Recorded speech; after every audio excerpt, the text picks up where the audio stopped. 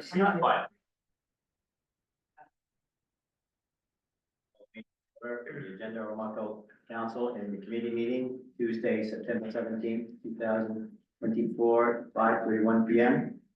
I'll ask for recording. I'll call for a mover for approval of the agenda. Deputy Member Winnie, secondary, Councilor Kirkbride. Questions? All in favor? Contrary? Motion carried. We'll break down the presentations. Tonight we have the Oromocto Community Wellness and Recreation Center update. We've got Evan and Jose, so the floor is yours, gentlemen. I'm just gonna come. Oh, okay. One of your shy. I mean, like, I think it would be a little awkward because I don't think he read it as much as I would. Okay. All right, so this is. Here's something. Oh, cool. Okay.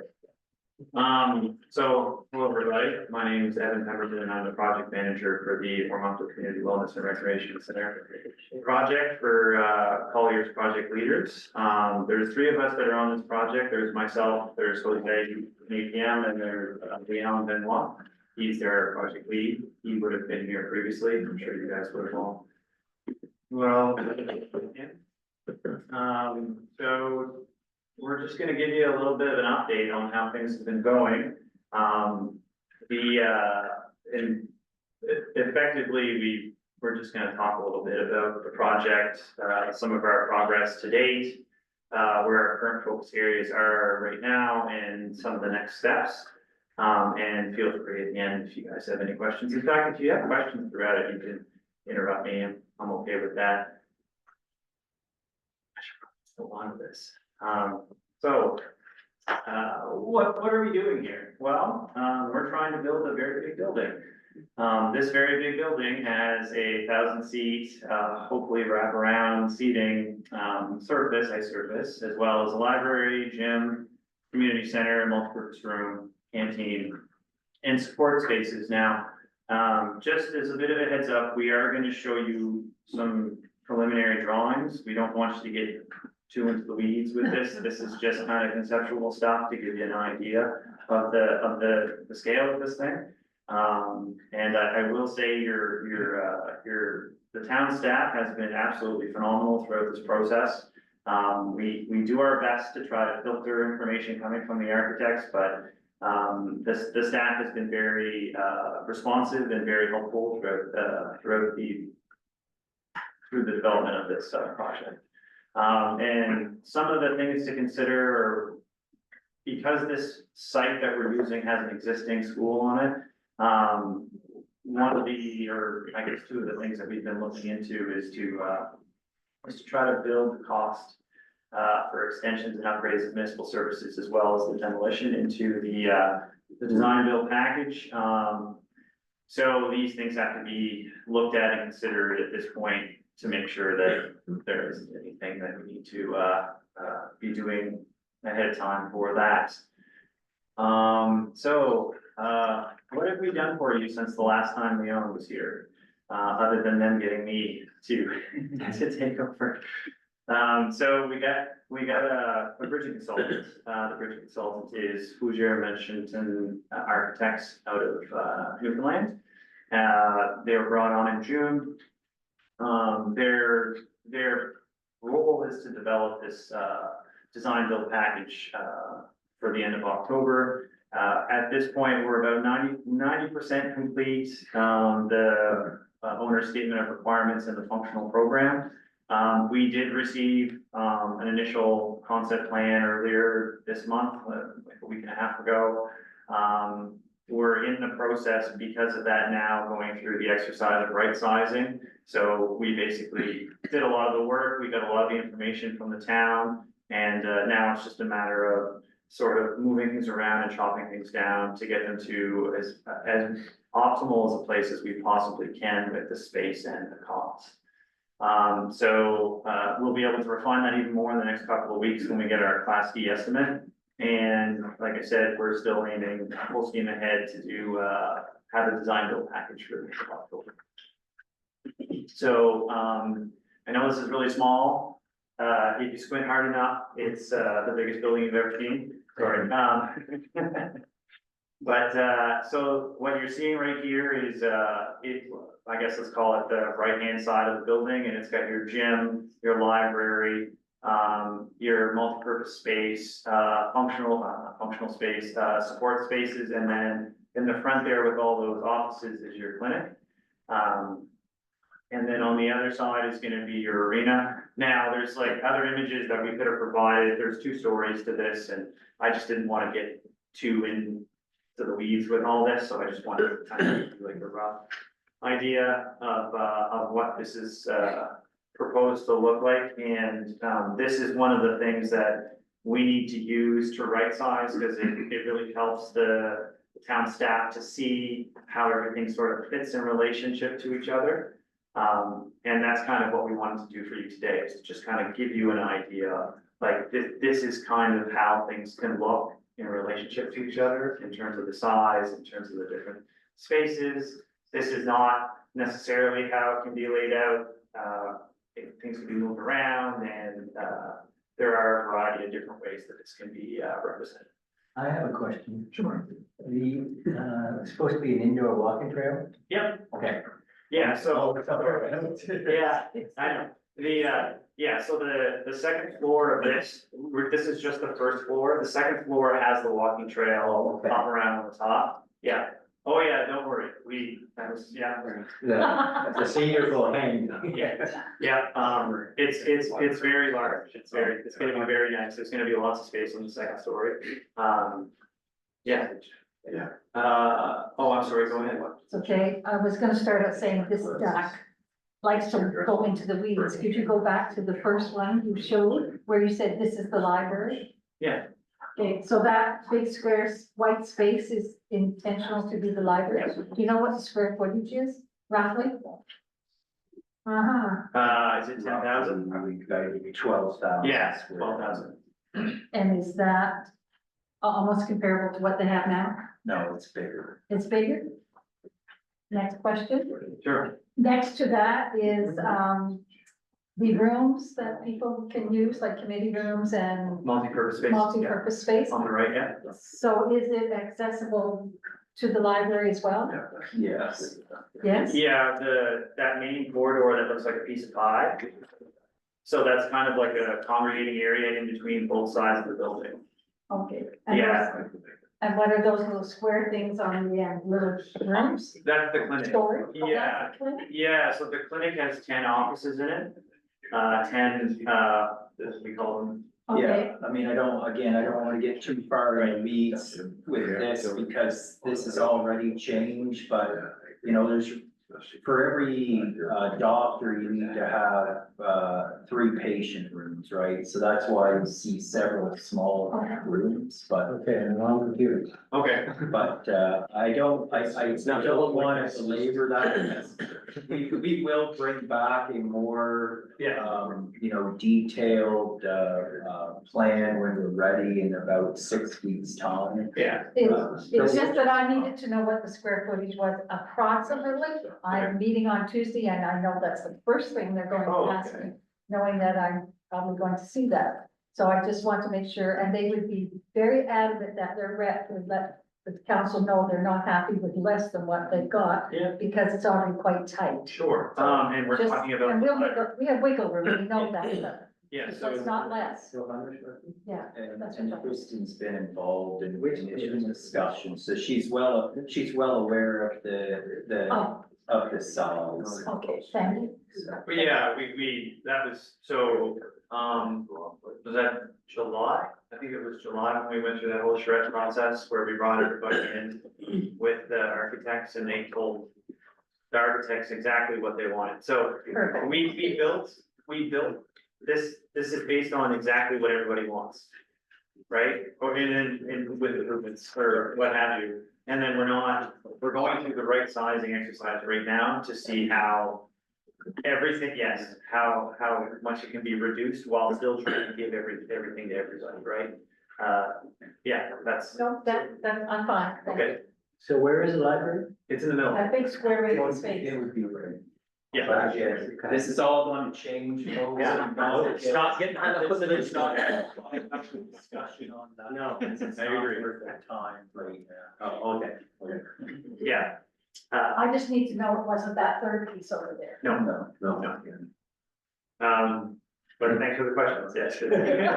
Yeah, it's okay, like I'm kind of, yeah. If you think I keep it on the library, waiting to get to the rig. Yeah, we've had lots of conversations. So, just want to give you a quick update on the site testing that we've been doing. We've had, the topo and the legal survey done. That information has been passed on to the town. Right now, we're kind of in the midst of getting the geotech survey done, so if you see a drill out on site, that's why they're there. And we're also probably almost done, maybe a week or two away from having our phase 1 ESA done. And yeah, and that's kind of how things have been going with the site. And like we discussed or I said earlier, we are looking into demolition and what that costs, as well as municipal infrastructure upgrades that would be needed for this type of building. So what are we doing right now? What is variable other than having a like conversation? So right now, the big push has been on funding and trying to scrounge up as much money as we possibly can through the different funding applications, and I'm sure you guys are aware GICP is back. So our team at Colliers is putting a full court press on that one. That's a small window, but from what we understand, the application is pretty significant.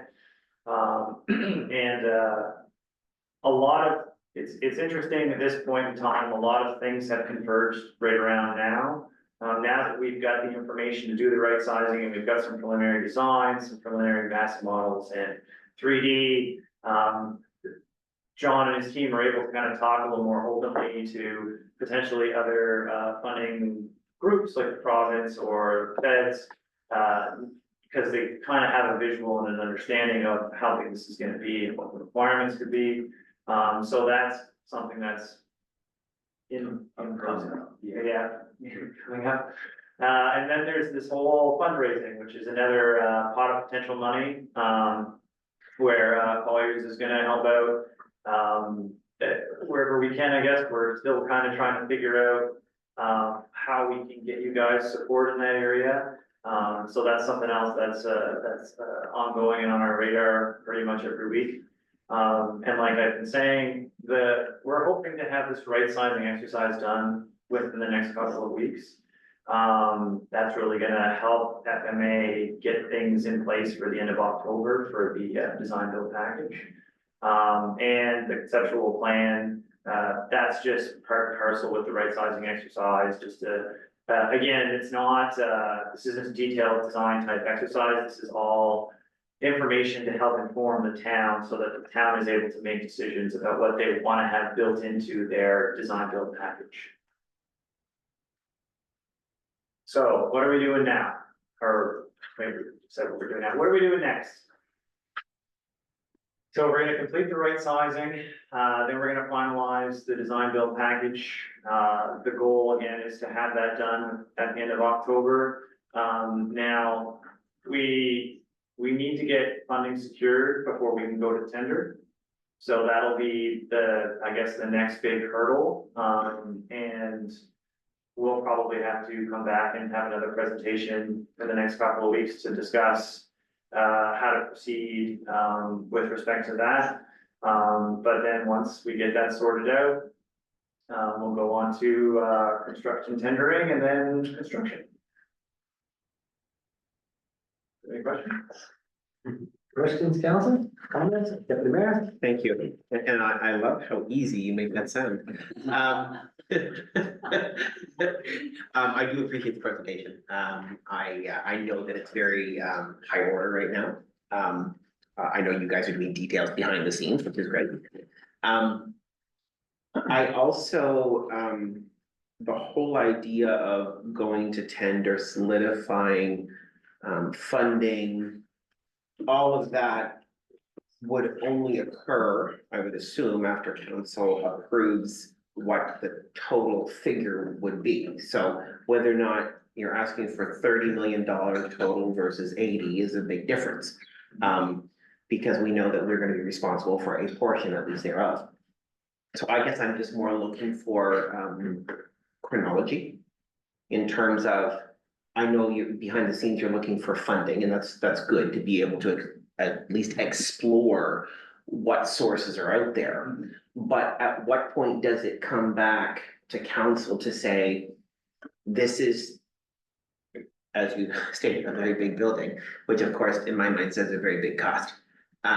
So what I'm wondering is, what is at least the estimate, or when will we get the estimate of that cost? For which we then have to decide, are we willing to embark on that? Or do we then look at the services that were going to be rendered to the citizens through that building? Maybe it does not make sense to pursue that, given the cost. As one big project, maybe it makes more sense to do a new library and then do a new rink and then do a new whatever, so as to make sure that the burden is not as high on the taxpayer. So I guess I'm just looking like to kind of look at it more globally and not to get so focused just on one big building. Maybe that's the ideal, but I think we need to be very conscientious about doing that, and I know we are, but I just want to know what the chronology is in that, in terms of the decision making, and then all the things that come like after. Yeah, I mean, I can say that we'll probably be at a point where either next month or the month thereafter, we'll have to come back and say, council, here's what we've been able to do. Now we have a fork in the road. And with that will come options where we can lay out, you know, okay, we can break it up, but if we break it up, it will be more expensive in the long run. But if that's the will of council, then we can certainly consider all these options, but so probably within, whether it's our October, which is rather full budget, but or November, it'll most likely be our November timeframe that we come back and say, okay, here's what we've got. You know, because we can build into what we need to do next year to keep us moving forward, irrespective of needing a big decision in terms of there are still work to do from a design prep point of view, site, you know, demolition perhaps, that sort of thing. So these are all things that we would probably have to do anyway. So we're probably looking at a 2-month time frame, and then we'll be able to show some numbers and some options that you can have a, you know, educated discussion upon, and then decide a pathway forward from there. Councilor Kirkbride? Thank you, worship. To me, I agree with Councilor Winnie, or Deputy Mayor Winnie here a great deal. I think the bottom line is, I think I could speak for most councils, we want to know what it's gonna cost. And I know there is a formula out there, a rough formula regarding how many square feet for construction costs. How many square feet is this building right now? Well, we've got it down to, you know, I'll say about 100,000 square feet. And we're still working on And it. the formula is, and I know Mr. Bass probably knows it too, what is it, eight It depends, right? It's different, to 1,000 it's different square with foot? buildings and Each, houses. each component has a different price point to it, so I look at this as 4 different buildings, right? You have an arena, which has a higher price point per square foot than a gymnasium does, than a medical office does, than a library, but you know, high level of ordinances, you're probably somewhere in that 650 to 750 range per square foot. So yeah, we can all do the easy math, but folks, I don't wanna have an uneducated discussion about a big number that No, I'm really not isn't trying to that say big if you're prepared to invest in the future, right? So that's why I wanna make sure, like, let's get that number.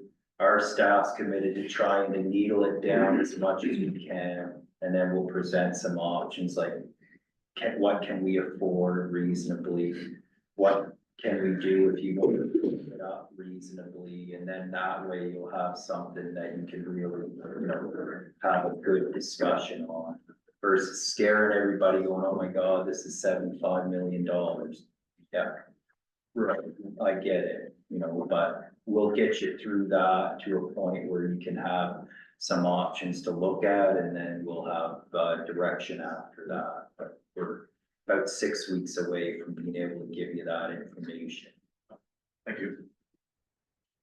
Councilor Armento? Yeah, your worship, this is a question, I guess, more for staff, I guess, is that you need to secure the funding before we do the tender, obviously. Got a provincial election sometime between now and October, you got a federal election sometime between today and next October. Will those two events possibly delay this project? Are we negotiating these funds at a higher enough level that cabinet gets involved? Or is this with No, I mean, civil service? yeah, most of the funds are controlled through civil service. So that, the funds that are available to us today are gonna be there irrespective of elections. What I can't tell you is there could be some new funding that opens up as a result of elections. So it's just, elections tend to delay everything, Right, so they can make the announcement at the most appropriate time. right. So I was just curious if if either of these elections could delay us by 6 months or a year. On the provincial side, it's possible, more possible than it is on the federal side, because the federal funding's, usually a federal agency, so you're dealing with, civil service versus. Not to say you're not to some extent provincially, but, they have their hands in the pot a little more than the federal government does, so, without having the crystal ball, could it have an effect? It's possible. But if it does, then, the way we've structured our relationship in all our contracts, our colliers as well as our architect are well aware that we can pick up the phone and pause. Wherever we need to as a result of this, funding, because we're well aware we can't make a decision without the funding. Thank you. Any other questions, council? No? Okay, thank you very much. Well, thank you, guys. Thank you. Good evening.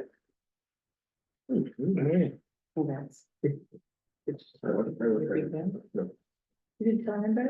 All Gary? right, we'll move now to the departmental reports. We'll start with the Oromocto Fire Department. Any questions or comments? Just a question, any big events happen on Saturday night? Any big- I know. Sorry, huh? Yeah, Saturday night? The big sirens going like crazy for 1 hour? Oh, yeah, On Saturday night? Big event, was there a big event Saturday night, fire accident? fire. What kind of It's a blues festival. No, about 10 o'clock, it was, It was- for it was, about 20 minutes, there was sirens going everywhere. Really? In town, I never. I wasn't nothing that big, they're good. Yeah. I wasn't made aware of anything really big, and normally. Well, you would I know have, you would have the heard chief something lets us big. know if it's something significant, but. That's good news, then. Other questions for the Oromocto Fire Department? I have a question, our department responded with Marine One and Marine Two. Those are our boats. We have two boats? We Yeah, have a boat that's an inflatable one. right. Oh, the inflatable, okay, okay. That was. Perfect. Yeah, one, yeah. Yeah. All right, we move to, Department of Corporate Services. Any questions or comments? None, okay, planning and compliance, questions or comments? I see the house has gone down Merritt, it's been cleaned up pretty nicely, actually, so I'm impressed. All right. Oh, you mentioned the small house in Lincoln, is that the one by the for the cemetery? Perfect. Well, what about it? Tear it down. They're going to tear it down. It needs to be teared down, it's a danger. Yeah, that's been. All right, We'll move in the Department of Engineering and Public Works. Any questions or comments? All right, Deputy Mayor? It doesn't matter what you call me. I'll answer both. No, just more of a comment than anything. It's, and I know that Councillor Dye has raised this before, but I have also had a couple of comments actually from citizens about how impressed people are with the landscaping this year. The flowers that are being put in and the bushes and the perennials and stuff, so I think it's and even though I've made the notice myself that things are looking pretty sharp. So kudos to whoever is doing that and whoever is leading that. And just the other thing, just for all of the council to be aware, can you just outline, Mr. Bass, the paving in terms of when is it gonna start? And I think people are pretty anxious to see that go. I talked to David Goodfellow, is in charge of that job, and today I asked him what the status was, I was in here last week, and he said the contractor's supposed to be here in 2 weeks. That's the question, the answer I had today for me. So next week. Next two. Okay, that was my question. Thank you. Yeah, your worship, I know David mentioned again something about their grader operator had a health issue and they're still trying to find a suitable grader operator, and that seems to be causing them some delay. Okay. Move now to the clerk's office. Any questions or comments? None? Okay, move to the finance department. Any questions or comments? None? Right? We will move to the recreation tourism. Okay? You do have a question. Oh. This is, and I see that, Ms. Dunn has, stepped out there. One of the questions, and this is, it's not necessarily in the report, but it is something that has come to me and it may be influenced a little bit because I have started playing pickleball. But, I'm now one of the group. When you're in, you're in. But anyway, of course, just doing it recreationally, but what I'm noticing is that, the tennis courts are very underutilized and the pickleball courts are very utilized, and not even advocating for a whole lot more space at this time, but I have been talking to some of the people there and they said it would really be a huge improvement recreationally if even there could be an improvement to the lights or something, because if you look at the pole where the lights are situated, I think it's the light that actually points towards the pickleball courts is burnt out. Or it was taken out. I don't know what the issue is, but I just know that when you're there trying to play pickleball now around 7:30, 8 o'clock, it's really hard to see on the pickleball court, but on the empty tennis courts, it's lit up just like all could be. So anyway, just small things like that, I think show that, you know, we're putting attention and focus on a sport that lots of people are engaged in now. And I think the longer we can keep people playing outside and so on, the better it is. And I think those are really fairly small investments, I think, for. So your worship, the bulbs are metal halide and are no longer available. So we have a couple spares that might be a ballast, so you'll see within the budgets today for next year, and you'll see we're planning to replace all the lights with LED at the tennis court and at the Hazen Park. Fantastic. So for the tennis court, it's about 15,000. Perfect. Hazen's about 55,000, but I can get our contractor to come in and switch a bulb from the tennis and put on the pickleball for the one that's spring. So we'll get That would be great. I know. Thank you. Yeah, to your worship, I know, and speaking with Jackie a bit with regards to pickleball, and so we've asked the organization. Look at telling us what they think they would like to see with some skin in the game, because the pickleball group pays into our facilities this month, right? But yet they're raising money, so we definitely know it's a rising interest and we wanna support that, but they, like anybody else, if they bring you know, rational, you know, hey, you know, we need some new nets at 10,000, we'll put in 5,000, will you put 5,000 in? I'm sure we would be able to do that, but if, you know, at this point, if they're asking us to, you know, be the ones to pay all of the money so that they can go there and use them for free and then still charge their members. Well, that's where we hope we can develop that dialogue with them for sure and try it. Cause no doubt it's a popular basic sport and we wanna help support that group in town. But all our other user groups generally pay for fields, for ice, for, you know, different things, so we just gotta get them to that headspace where it makes. Yeah. Puts some skin in the game from that perspective. And so they've been receptive to that, I know, and I think they're gonna put something forward. And that'll give us something to consider for next year. Just as a follow-up to it.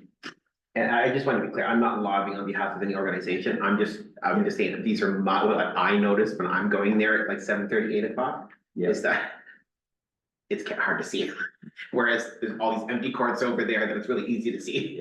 Yeah, so well. But I mean, that makes a lot of sense, I mean, if they're willing to. And in the interim, if we can switch a bulb for the lower use course to the higher Exactly. use ones, then, you know. It's an easy one.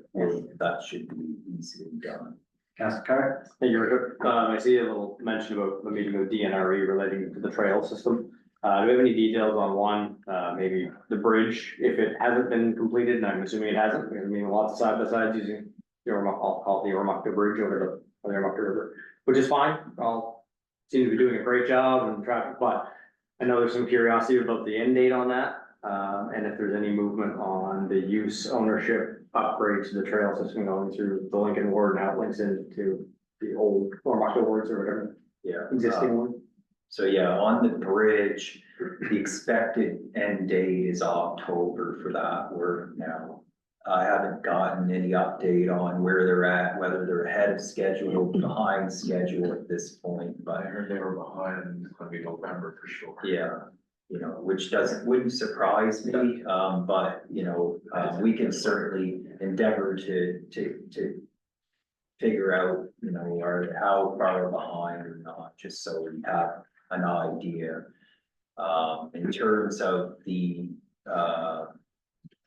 jurisdictional nightmare that is trails, we're trying to work both with the city of Fredericton because of the piece that they're responsible for around the airport.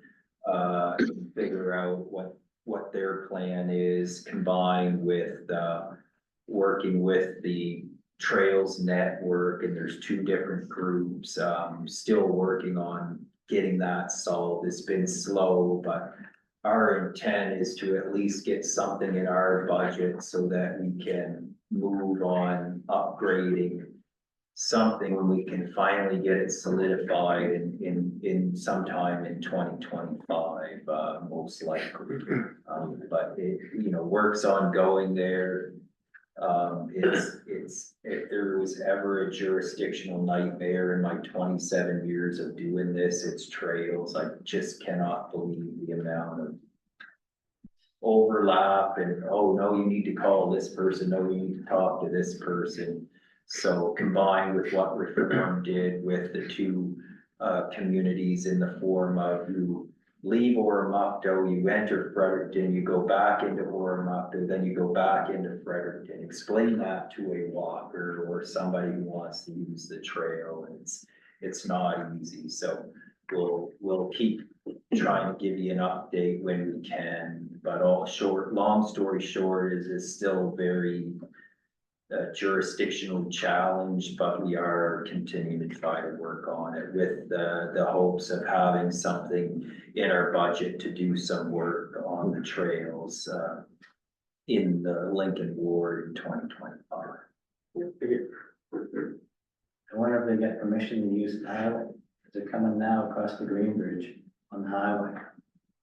I've ran into them now 4 times in the last 2 weeks, You mean on 102? going across the Green Bridge. Yeah, that was where they had gotten permission to cross. They had? Yeah, I went back up with the trail system. yeah.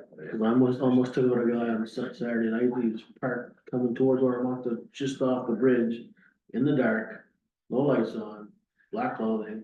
And he stepped off his bike and I got to the end of the bridge and I don't think I missed him by about a foot maybe. Really? Yeah, I mean, that's, But he was also, how to get answered. yeah. Yeah, I don't know for sure, but that's where they had negotiated with the ATV Federation to use that bridge as the crossing while our other bridge is, down. That's, I was saying they're awful brazen, but I understand. All right, we'll move on to, human resources. Any questions? None? All right. Now we'll move down to administration. We'll start with 5A, the proposed bylaw amendments and bylaw 405 subdivision and bylaw 613. Dallas has that, okay? Your worship, I'm here as well, is Jennifer Brown from Dillon Consulting. Start off and then I'll turn it over to Jennifer and then I'll tidy it back up or tie it back up for you, if not tidy it back up. Do the housekeeping stuff with regards to the resolution being from council, but essentially Dillon was commissioned to look at the review of the building bylaw and the subdivision bylaw. They have been doing that and come up with the draft. And so she's gonna come and give a presentation on the draft and highlight what the major changes are for council's information. So I'll turn it over to Jill. Thank you, Alice.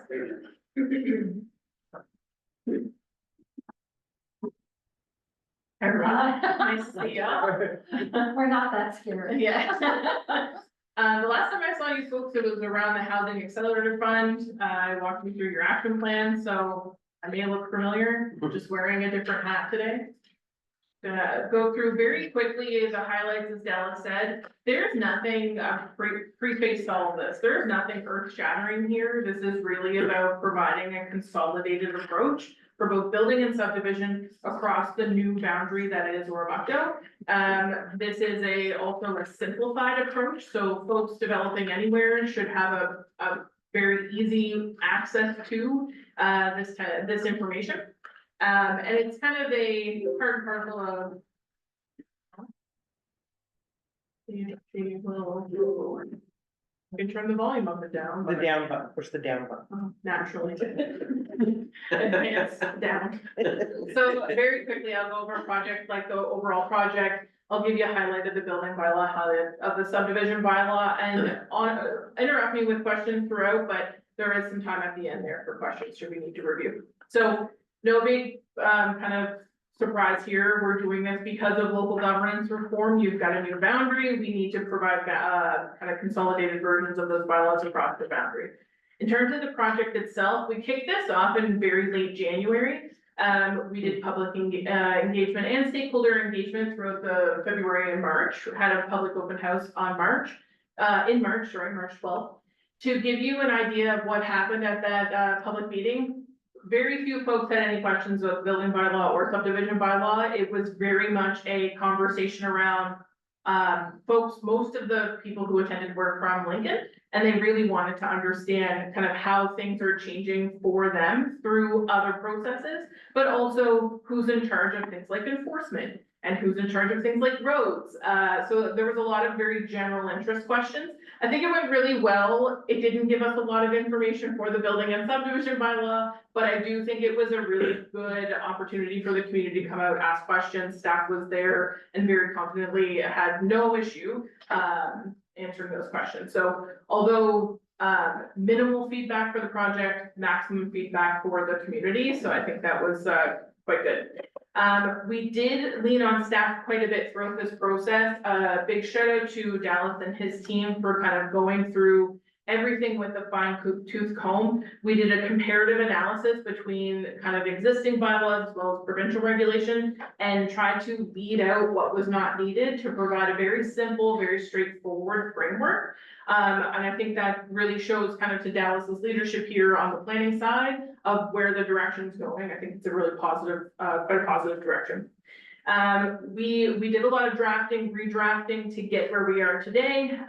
There was a little bit of a minor delay. The person originally kind of heading up this project left Dillon in April. So right when we were at kind of first draft, So it took us a little time to get our legs under us, but we're quite happy with how things have worked out. Yeah, yes. So building bylaw highlights, your building bylaw is a very straightforward document that really holds up the national building code. You're really looking at the building bylaw as a way to facilitate development. You're going to use your building bylaw, the regular average person is using the building bylaw to figure out how much it's going to cost them to do something, and if they need a permit or a development permit.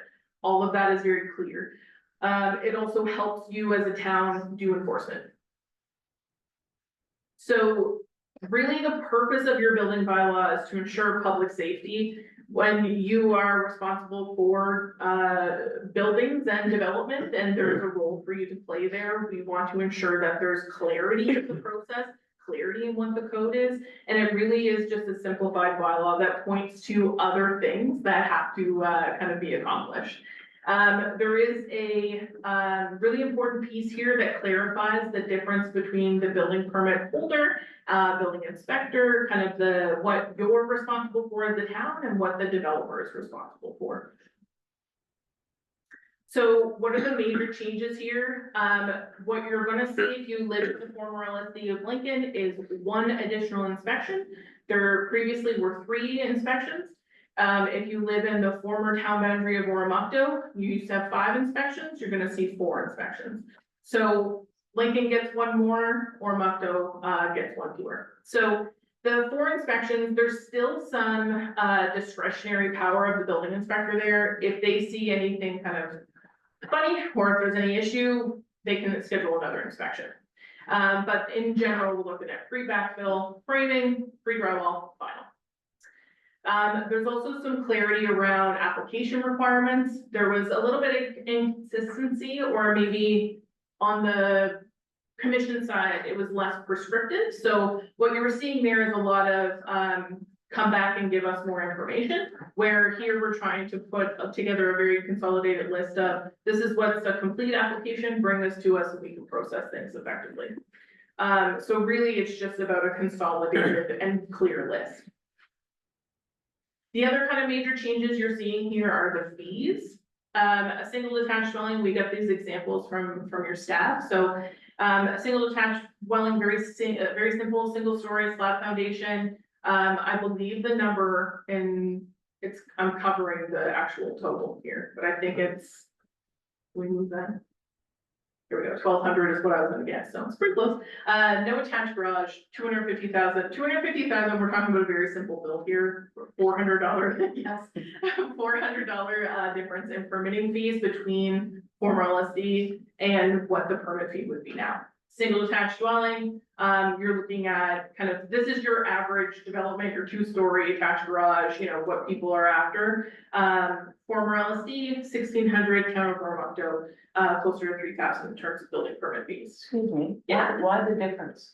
So, there's a couple things. You have essentially a more clear guideline around square footage, so you have base fee, with the town of Oromocto, and then there's more detailed kind of, segmented fees. So you have an overall building permit fee, then you have some additional fees for, things like your inspections.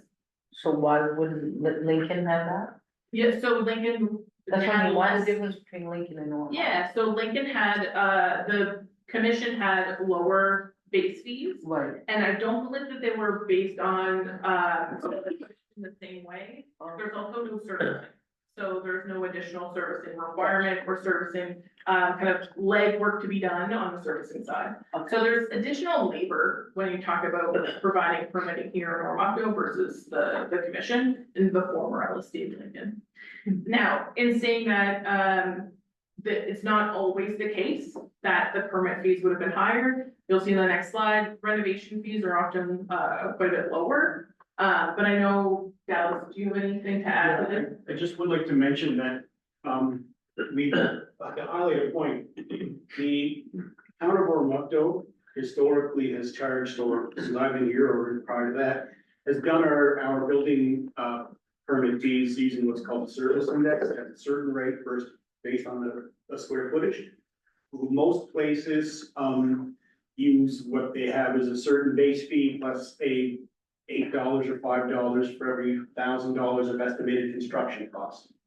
Some of the benefits of the service index is you no longer have the issues of lowballing, someone coming in constantly lowballing numbers that don't make sense, and trying to spend time to right size those or try and get an idea of what that permit fee might be. So there's just a different model in terms of how you set that looks kind of more, our Oromocto model looks a bit more in terms of what it costs to produce the services that permit brings out. But essentially, at the end of the day, when you have those two different changes of ways to go, we looked at something that would be equitable for everybody. And considering too, your residents in Lincoln, once they bought that house and built that house, that's when they paid that building permit fee, right? It's not the fee that they're gonna have when they gotta remove either shingles or their door. That's kind of that initial construction of that house. But just for us, it just gives us, a bit more in terms of assurances and flexibility in accounting and understanding if we're gonna change how the smaller area of Lincoln came into our fee structure, or if we're gonna change our complete fee structure now to where we're gonna get estimated values in a certain portion of that, and what numbers we need to set to ensure that we get a similar type of revenue that we've been used to getting now. And that was a really big hornet's nest to wade into if we were to switch the other way, but we did wanna have one consistent approach. So this is why you see a little bit of a difference, just for councils and everyone's awareness. This is where you see the difference in how we charge our fees based on how the fees would have been charged previously in Lincoln. But the way that we're doing those fees are no different than the way the fees would have been done for building permits in Oromocto over the last, 10 or so years. Does that make sense? Clear response, yes. So when you're talking about, really kind of the renovation fees, your renovation type projects, you're looking at likely lower fees now with the new framework, just because of that difference in kind of the baseline fees. So really what this does, and Dallas, kind of hitting points here, is that this really does allow for a lot more predictability, across the community. So again, this applies to new development. So we're not doing anything retroactively, so that's obviously a concern that does come up quite frequently when you're talking to the community. Most bylaws cannot be applied retroactively, so we're looking ahead to easing development and kind of, this very important buzz phrase, cutting red tape. So this does provide predictability to both the developer and the town. So the subdivision bylaw, again, we're looking at just a way to ensure that the developer that comes through the door that wants to consolidate more than one parcel or wants to divide into more than one parcel has a framework by which to do so. The subdivision bylaw is really about providing, again, guidance, very similarly to your building bylaw. Subdivision bylaw is a little bit more detailed and does rely very closely upon your zoning bylaw. So as you kind of update municipal plan and zoning bylaw, you may see, kind of the power in using your subdivision bylaw effectively. You're gonna see there's, when it comes to how it's used, you're gonna see very popular things like, lands for public purpose. As, the folks from Colliers were here before us talking about new recreation facilities, new community facilities, you've got an opportunity to update lands for public purpose policy to support future recreation and public endeavors. You're also looking at the subdivision bylaws way to support sustainable growth. And you're looking at, again, the bylaw really clarifies, the difference between the town's responsibility, but also the developer's responsibility. And in this particular community, we've got an opportunity to then subdivide that into serviced and unserviced, development. So in terms of major updates, this is really about reorganizing and modernizing the bylaw to really increase ease of use from a development perspective, but also internally.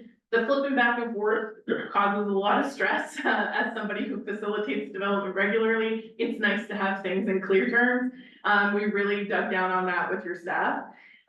We, again, wanted to prescribe differences between the standards on the serviced and unserviced subdivisions, and really increasing application requirements in those unserviced areas to kind of make sure that those applications are very clear. So making sure that responsibilities are clear, making sure that things are very predictable in terms of what's coming next.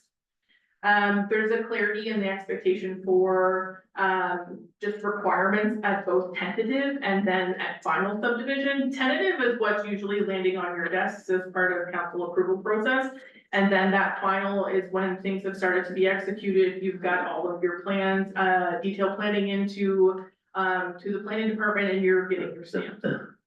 It also does, and this is quite important here, we make a few references, not a lot, but a few references to bylaws or manuals or specifications that don't yet exist. So a development charge bylaw, a development manual, we're referencing those because the intention is that you're going to consolidate a lot of your information into one particular area, meaning a development manual. So this is something that in the future, there is intention to do this internally to help you facilitate development. We're referencing this in the bylaw. The important thing to note there, it allows for flexibility, but it doesn't make it so you can't facilitate development if it doesn't exist. So there's no added pressure to make this happen, but it does kind of put that in an action item, which I think is really important to staff. The other piece here is that, you know, the big overarching thing for the subdivision bylaw, there's your day-to-day impact to your average developer is going to be very minimal. What it can do though is speed up processes because there's a lot of clarity provided by the subdivision bylaw. When we talked to and did the focus groups with a couple developers who are kind of the movers and shakers around town, all they really want is things to move faster. There's only so much that you can do to make certain things move faster, and I think that we can achieve that just through clarity alone. It is really, the subdivision bylaw in particular is really designed to integrate quite smoothly into updated municipal plans and zoning bylaws. It's not going to derail anything, it's just gonna support kind of the future next wave of development. Any questions? Questions or comments, council?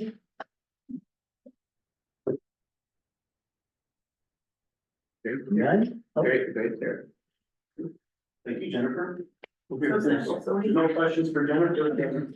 I'll just say that, the copies of the building and subdivision draft bylaw have been included in your packages. And as well, there's a request here for, resolutions, that would ask the planning advisory committee for their initial views or their written views of the bylaws as required by the acts. And of course, if council likes, you can do first and second reading of the bylaws.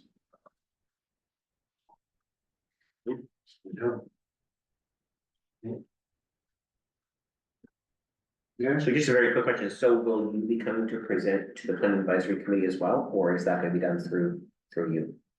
That can certainly come in, it's an option, we haven't said yes, we haven't said no, now it's said if it's required, I'll come along. I will express the opinions only because I chair that committee, that I think it would be good if you did, Yeah, honestly, not a problem at all, only an hour worth. that would be wonderful. Nice. Thank you. Councilor Dodd? Thank you, Richard. Because when I was looking through reading them, and I'll have to say I've read them quickly, when you're talking about the business people in the subdevelopment, that they do their thing and the town does their thing. Just clarification, and we provide the water hookup to the development, and then they have to pay for everything else once they purchase the property to build. Provide the water over it. Well, just everything, streets and I'll find it and I'll come and talk to you. I think I can provide like an overarching answer though. So in an area that has easy access to service, which is determined at the discretion of usually Dallas and his team, easy access to service, a developer is generally required to pay for infrastructure. So it's not the town generally, unless there's some sort of special agreement, it's generally not the requirement or responsibility of the town to create new connections. They're usually connecting right out to the road. So there is a existing water main, sanitary main, and they'll dig up and connect right out to the main connection, the lateral. And where there isn't anything, where it's all new land and they're just buying the land and they're putting in the whole, as in Watts Road down there, right? They bought that whole package deal. They're doing the development and we're just gonna sign off on their thing, so there shouldn't be any cost to the town. other than hookups from the main road? Yes. Is that what this clarification is identifying? Well, I mean, that, Wass's Road exists before this bylaw, but this is what this will be doing, yes. If you, okay, Yeah. If you do, just to add, kind of for clarity purposes, if it's an unserviced development and it's outside of your serviceable area, there's different standards and you're gonna see that in there, that's alluded to in the subdivision bylaw. No cost to the town again, the intention is that the developer or the developer at each stage is paying for installation. and that's what I read, I just wanted someone to tell me that that's what I understood. Yeah. Thank you, that's exactly what I was asking. Very good. Is to your worship, if I may, back one step forward. That is that sometimes there's a negotiation on a land sale and that land sale value is predicated on, is it serviced, is it not serviced? And if it isn't, who's going to service it? And is there a negotiation on that price? Sometimes our crews might service a piece of land that we're gonna sell because we sold it on a market basis that it's a service lot. But we're recouping the cost of the piece that we do or the work we do in the land sale. So some of that will make this clear as we move forward, but you know, that also plays a part in the land sale or the cost of the land. If it's just purely like wooded, no pipes are near, then you can sell it as, you know, unserviced, and then it's up to the developer to pay to have those services run to wherever our current services are. Like the CEO said, a lot of times what will happen is then we'll service the lot across the street. Right. That we can sell, so that's why we'll service and sell this lot service, and then it creates a service lot across the street. Oh, I understand how it works, it's just that, you know, when I see that in the minutes and that this is the cost of what we sold it for, and yet we're spending this much money because we're recouping it in the end, I think, if it just pay us, then we'll do it, but I understand why Well, it's for done. example, we did down on Wood Street, Right. the house that was there needed services, so they couldn't, so we did it we told them the price up front, and this is what they're paying back with an agreement. Although that lot was still owned by them, we serviced the lot because of where we had to do the connections on down lane Mhm. and all, so that's why that was done that way. And then we were able to recoup the costs of what we put into it. So that's another method that we can use, and that's a little more unique here because we tend to be the primary landholder versus in other communities which don't have that same luxury, if you wanna call it luxury. Some days it's my nightmare, but you know, yeah. And the municipality, the town engineer, he wants to have say who it is going to go in and repair that, to do that work to our infrastructure. Make sure that's. Yeah, and that's the other piece, is we can look as we move forward. Some towns use what they call preferred consultants that are already vetted by the engineering group to make sure, because our accountability is the minute you tap into our main and you screw up, then that's our accountability, right? So we would prefer to know who's doing the work, and oftentimes that's our own crew. But if it isn't, it's somebody who's vetted through our engineering department. So basically, it's to clarify both for the developer and for us. And then at the town in the end has the right to negotiate with the developer as long as they understand what's written in the document.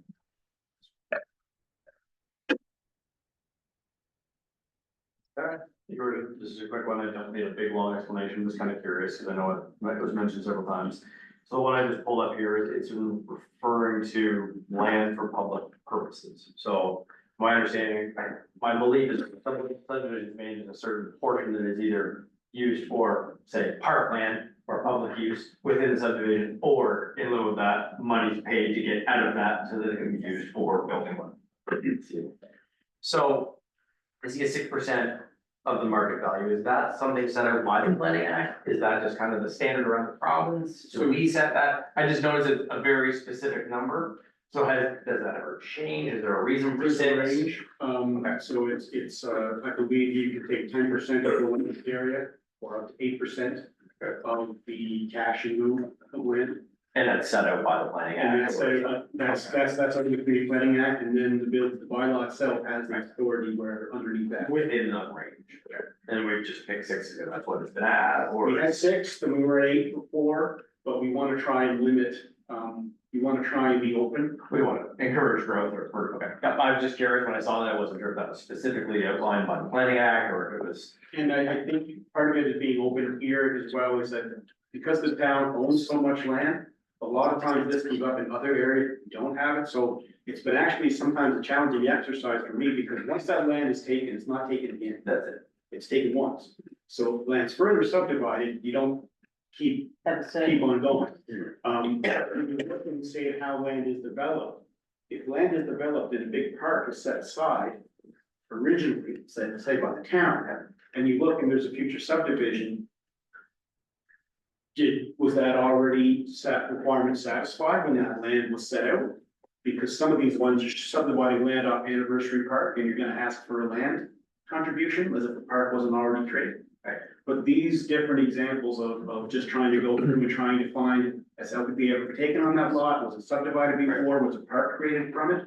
And if a park was created from it and the town created, and I look at that as paid, I don't care if it's private or public. Fine. But if I can't tell that a park has been created, and I can't tell that LPP has ever been paid, and it's a private person, I'm gonna try and get 6% at least, so that money can go as direct to help with this massive building and other things that we have. I guess I was just curious. It's been With the a- 6, if it could be changed, every 5 years the market is up, it's a big demand, maybe we ask for the 8 because the sales We're probably, very much more likely to happen, or if we down it when the building development is slow, or. I just didn't know where it was written specifically, I was curious. 5,200, I'm gonna guess is the total since I've been here that we've taken from LPP in terms of where it's applied. Thank you. Any other questions, Karen? Jennifer, Thank you. Thank you very much, Jennifer. We will on to slide B, Residential Municipal Highway Partnership, 2027 to 2031. Thank you, Your Worship. So every year, the Department of Transportation asks us to update our roads that we want to put on the list for our designated highways through the municipality. So this year we had to do the plan for the 2027 to 2031. We've already been awarded the section from McDonald Avenue, basically at the new set of lights by OFN to the town limits going towards Burton. So that's for the 2026 program. So in 2026, we'll have to put our 25% into that. If you look at the map, we've highlighted the 5 years to come, which we can change again next year. And one thing that's a little bit you have to be cognizant of, we have to pay 25% of the projects, but it doesn't mean every year you gotta put the 25%, you put it the first year. And since I've been here for almost 15 years, we only got about a road that is every 3 years we seem to get one. So that's normally the pattern. that we've gone. goes for 3 years. Yeah, basically. So knowing now that in 2026, we have to put our money for the one that they already told us we're getting, we won't see another one probably until 2028 or 2029. That's just the way, the province has a small pot for these municipal designated roads, and they just allow them throughout the whole province. Small pots for everything. And it doesn't even mean that the one we put, they might choose to only put 2031 and decide to do it 2028 without any explanation. It's just the way they do the system. Because they look at the amounts and then they try to divide everything, so if they know that you're due to get one and, this one's 500,000 and that's what they have, that's what you're getting. I mean, we've been lucky that, we've done Restigoo from one to the other, we've done losses, most of the roads have all been done, so these are just as we go along.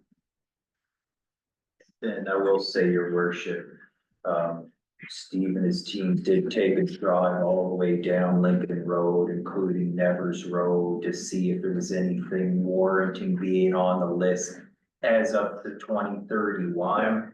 And those two are really in good shape. We won't talk about the subdivisions, because I know they're sore points. They're gravel roads. But those ones we did look just to make sure they didn't need, you know, some TLC in 2030, 2031, but, they're pretty good shape right now. I know. Any other questions or comments, Council? No? Okay, we'll move on to the mower purchase. Your worship, in the 2024 budget, council approved the purchase of a wide area mower. So we went out and received quotes from Bessie Equipment for a Toro GM 5910D ground master wide area rough mower.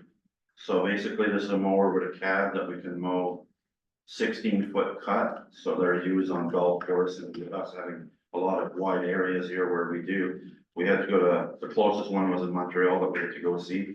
Bessie is a dealer in PEI that's allowed for Toro in that line of equipment. So therefore, we're proposing the purchase of this mower. We had originally budgeted 200,000, the quote came in at 209,961 plus HSD, creating a deficit of $18,962.02.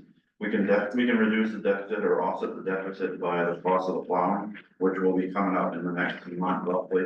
The quotes that we're getting on our 500,000 that we had budgeted is around the 410,000, so we'll have money there saved up to offset this. So I'm asking, Good point, that was my question. it was covered. Uh-huh. It's still crazy, the 210,000 per mower, it blows my mind, but that's all we can. But it was It's what it already is. safe, Yeah. like it has already, yeah. Is there a warranty on them? 3 years, 2 minutes. yeah. I mean, First rocket. That's why our next step, your worship, is how much lawn do we really want to mow? Exactly. How much paving can we do? Councilor Kirkbride? Thank you, worship. So, just a quick question, the town has 2 mowers that are in it, so is this basically gonna replace your 2? Yeah, cool, yeah. I know. One does it, Council? Thank you, Roger. Okay, thanks, Thank you, Steve. Steve. We'll now move for an adjournment, we'll call for a mover, Councilor Dow, seconder, Councilor Carr, questions, all in favor? Contrary, motion carried. Recess and we'll go in the close. So Steve, how many mowers and totals you have, right? Five. 5? Five. So well, do away with too many. If it's. Yeah, no, That's all, this one's. Yeah. Oh, I'm just asking. Because my wife, it's a smaller one, so if you do. The ones we have now are only.